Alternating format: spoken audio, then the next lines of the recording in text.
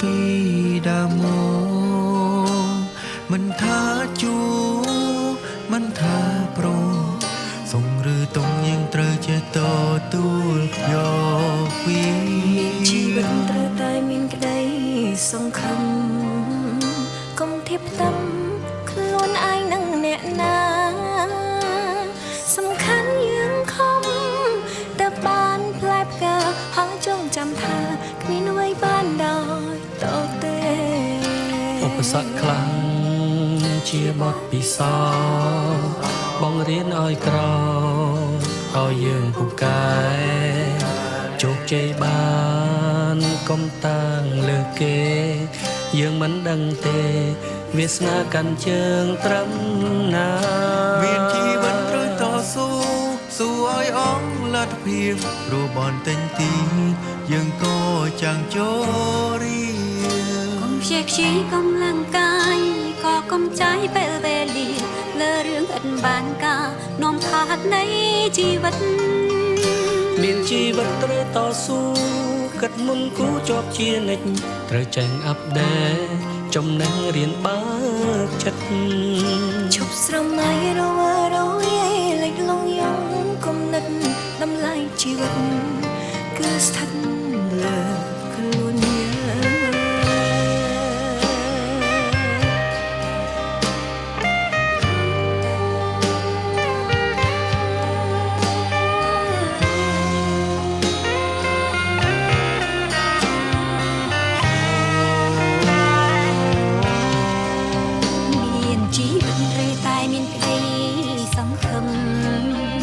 កុំធៀបតាំខ្លួនឯងនឹងអ្នកណា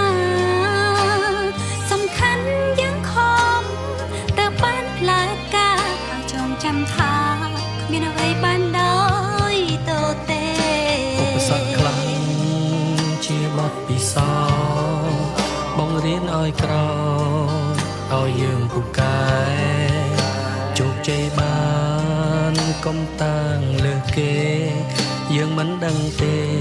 វាសនាកាន់ជើងត្រឹមណាមានជីវិតទៅតស៊ូ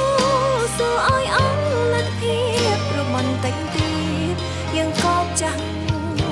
ចូលរៀនកុំជាខ្ជិលកម្លាំងកាយក៏កុំចាយពេលវេលាលើរឿងអិនបានការនាំខាតនៃជីវិតមានជីវិតត្រូវតស៊ូគិតមុនគូជាប់ជានិច្ចត្រូវចេះអាប់ដេតចំណេះរៀនបើកចិត្តឈុំសម័យរវើរវាយលេងលងយងគុំលិនតម្លៃជីវិតគឺស្ថិតលើខ្លួនយើងជីវិតត្រូវតស៊ូស៊ូឲ្យអស់លទ្ធភាពរូបនទិញទីយើងក៏ចាំងចូលរៀ